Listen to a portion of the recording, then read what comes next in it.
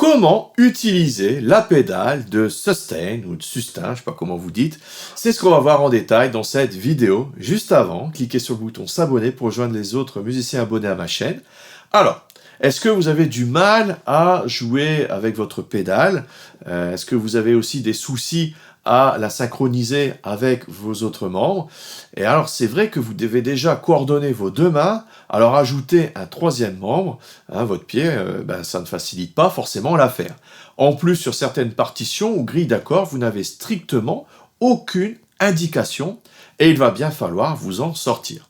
Comme c'est un problème assez récurrent, je me suis dit que ce serait une bonne idée de faire une petite vidéo sur la pédale afin de fixer les choses une bonne fois pour toutes. Alors je vais vous montrer comment elle fonctionne, comment vous devrez vous positionner, comment l'utiliser et dans quelles circonstances. Alors, comment fonctionne-t-elle? Alors, beaucoup d'entre vous jouent sur des pianos numériques, mais il est bon de rappeler le fonctionnement du mécanisme de la pédale sur un piano acoustique. Ça permettra un petit peu de voir son usage. En temps normal, lorsque vous appuyez sur une touche, vous avez un petit marteau qui frappe les cordes. Mais vous avez aussi un feutre, j'ai à côté un feutre qui s'en éloigne. Quand vous relâchez la touche, le feutre reprend sa position pour étouffer le son de la corde. Ainsi, on entend la note uniquement quand la touche est appuyée. Eh bien, la pédale de sustain permet d'annuler l'effet des feutres. Du coup, quand vous relâchez la touche, le feutre ne vient plus étouffer le son, si vous avez votre pédale appuyée, et vous l'entendrez jusqu'à ce que vous releviez la pédale. À ce moment-là, quand vous allez relever la pédale, le feutre va reprendre sa place et le son sera étouffé.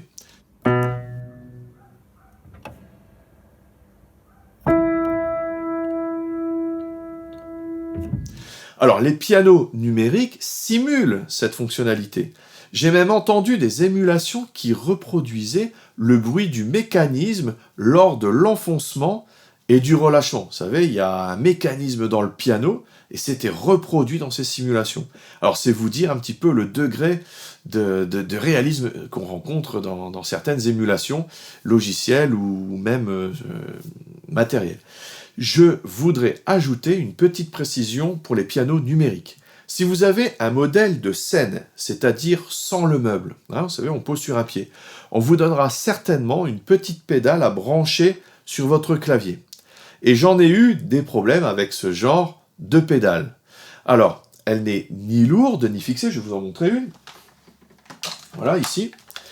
Donc, elle n'est ni lourde, ni fixée au sol, il n'y a pas de vis, il n'y a pas de scratch, il n'y a rien. Et sur une scène, maintes fois, j'ai été embêté, car elle s'éloignait, j'appuyais dessus, et puis au fur et à mesure du concert, la pédale s'éloigne. Et quand votre morceau ou votre concert dure un moment, vous ne pouvez pas vous arrêter en plein milieu pour aller rechercher votre pédale.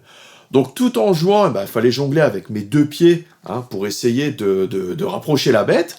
Alors j'ai tout essayé, j'ai même acheté un revêtement de skateboard qui est un peu plus, qui frotte un peu plus pour la poser dessus et éviter que ça glisse, mais ça ne faisait rien en fait, le revêtement partait avec, des fois ça sortait du revêtement, ça marchait pas, rien n'y fait. Donc la seule solution que j'ai trouvée est de mettre devant une valise ou un flight case, juste derrière pour éviter qu'elle ne recule tout simplement. Alors ça m'embête un petit peu parce qu'ici il y a la ficelle, j'aime pas mettre, vous savez, une tension mécanique et puis pour finir par abîmer la connectique à l'intérieur, mais bon, c'est tout ce que j'ai trouvé. Alors, si vous avez une autre astuce, je suis preneur dans les commentaires parce que c'est vraiment un problème que j'ai vraiment rencontré et qui fait partie quasiment de mon quotidien. Alors, j'ai rencontré un autre problème avec le numérique. Alors, je me rappelle plus dans quelles circonstances, mais je n'avais plus de pédale. Alors, soit je l'avais oublié, je sais plus. J'ai donc branché une autre que j'avais sous la main. Et cette autre pédale était d'une autre marque, d'un clavier qui n'était pas le même. Et tout était inversé. C'est-à-dire que quand j'appuyais, c'est comme si elle était enfoncée, et quand je la relâchais, c'est... non, c'est le contraire. Quand j'appuyais, c'est comme si elle était élevée, et puis quand je la relâchais, au contraire, c'est comme si elle était enfoncée. Et donc, je serais incapable de vous dire quelles étaient les marques. Mais du coup, j'ai acheté une pédale de secours, c'est celle-ci, au cas où, et celle-ci possède un petit bouton qui permet d'inverser le signal au cas où, pour pouvoir correspondre à différentes marques. Alors voilà, ici j'ai branché une autre pédale sur mon clavier. Alors, vous avez ici le petit bouton inversé.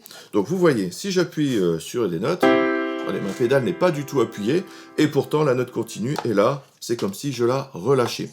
Donc c'est pour ça que vous avez ce fameux petit bouton ici, hein, qui va nous permettre d'inverser le mécanisme. Donc là maintenant, j'obtiens donc un jeu normal. Voilà, hop, et je relève. Donc vous avez vraiment une chance sur deux d'avoir une pédale qui fonctionne, enfin qui s'adapte à votre clavier. Donc si vous en achetez une autre, vérifiez bien à ce que vous ayez ce bouton. Sinon, bah, regardez, je remonte, j'ai remis dans le mauvais réglage. Donc hop, c'est comme si j'étais appuyé. Et vous voyez, ça fonctionne vraiment à l'inverse. Donc méfiez-vous de ça, faites attention, prenez avec un commutateur. Alors, il faut bien se positionner pour toucher les pédales. La bonne position n'est pas forcément celle qu'on a à l'esprit de prime abord. Vous ne devez pas vous asseoir au milieu du siège, mais au bord du siège. Cela vous permet d'accéder à la pédale en gardant une bonne position des jambes. Alors, c'est un problème que j'ai rencontré enfant, car le siège doit être assez haut pour que les poignets soient bien positionnés, c'est-à-dire ni comme ça, ni comme ça. D'accord? Et le siège doit être assez bas pour qu'on puisse toucher les pédales. Et quand on a moins de 10 ans, eh ben, c'était pas forcément évident, voire impossible. Alors, voyons maintenant l'écriture, la notation de pédales sur une partition. Alors, les indications sont parfois écrites, mais pas toujours. Mais si vous en avez, eh ben, vous avez de la chance. Alors, la notation est donnée avec les lettres PED. Quand vous appuyez dessus, donc si vous voyez PED, ben vous appuyez, et quand vous voyez la petite étoile, eh ben vous relâchez. Surtout, vous devez commencer par travailler votre partition sans mettre la pédale. Hein. Quand vous êtes en déchiffrage, vous ne mettez pas la pédale. Vous l'ajouterez lorsque vous démarrerez la phase d'interprétation avec les nuances. Hein, même l'étape de travail technique, ben vous ne mettez pas la pédale, hein, vous mettez vraiment à la fin.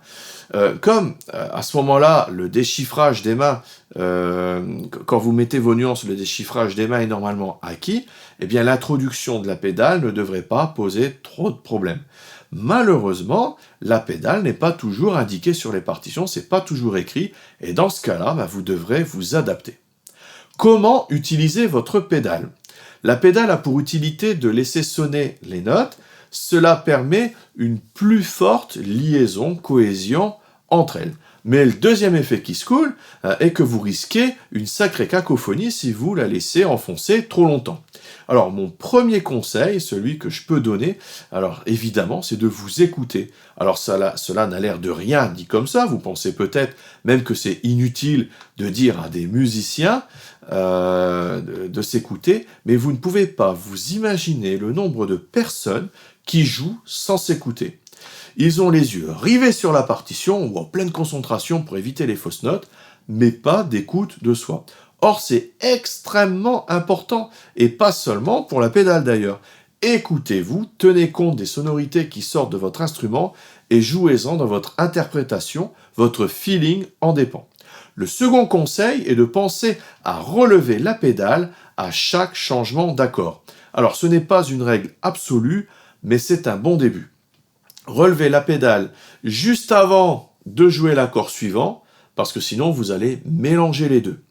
Et vous la rabaissez sur le temps du nouvel accord. Alors, fréquemment, vous appuierez donc sur le temps, grosso modo. Évidemment, si votre accord dure trop longtemps, pensez à la relever de temps en temps. Hein, par exemple, si vous êtes parti sur un gros arpège qui dure très très longtemps, ben, vous n'avez pas forcément laissé votre pédale enfoncer tout le temps.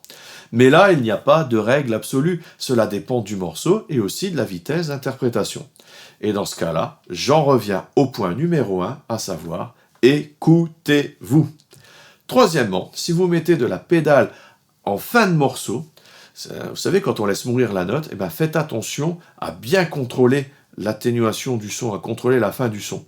Souvent, on laisse donc mourir l'accord final, on appelle ça comme ça, et relever la pédale trop brusquement, ça cagera purement et simplement votre fin de morceau. Sans compter que de temps en temps, vous avez votre pédale qui a besoin d'huile, et puis vous avez un gros grincement, voilà, ça met tout par terre. Alors, prenez donc le temps de finir votre morceau et de ne pas être trop pressé d'en finir et éventuellement d'aller graisser un petit peu la pédale. Donc, soyez musical. Enfin, voici mon dernier conseil, et pas des moindres, n'en abusez pas. Avec l'habitude, on utilise la pédale par réflexe. Cela devient même automatique. Vous savez, quand on tape du pied, souvent ça correspond au changement d'accord, et puis on le fait complètement machinalement. Et certains morceaux n'en demandent pas, ou alors pas tout le temps. Donc si vous devenez un furieux de la pédale, que vous la mettez à toutes les sauces, vous allez finir par lasser votre auditoire, ça va devenir trop confus dans le temps. Pensez donc de temps en temps à volontairement jouer sans pédale et à écouter si vous avez plus à perdre ou à gagner à en ajouter. Encore une fois, c'est l'écoute qui le déterminera. Vous avez maintenant de quoi utiliser votre pédale à bon escient. Si vous l'utilisez correctement, elle enrichira votre jeu, mais le maître mot reste, encore une fois, l'écoute. Vous êtes ici dans le domaine des nuances et de l'interprétation, et c'est votre objectif de musicien. Je vous remercie d'avoir suivi cette vidéo. En complément, vous êtes libre de recevoir mes guides et mes vidéos de formation gratuites. Ce sont des cadeaux de bienvenue dans lesquels j'explique comment jouer du piano grâce aux accords, toute la théorie, comment enrichir votre jeu et 10 façons différentes de jouer un même morceau suivant votre niveau. 62 pages de guide, de plus de 2 heures de vidéo, des partitions, des playbacks. Et pour recevoir tout ça, vous cliquez sur le lien dans la description, vous entrez votre prénom, votre email et vous recevrez tout ça automatiquement. Alors si vous avez apprécié la vidéo, cliquez sur le petit bouton j'aime en dessous et n'oubliez pas de cliquer sur le bouton qui va bien pour vous abonner à la chaîne et ne louper aucune des prochaines vidéos. N'hésitez pas non plus à laisser un petit commentaire juste en dessous si vous avez quelque chose à ajouter ou si vous avez des questions.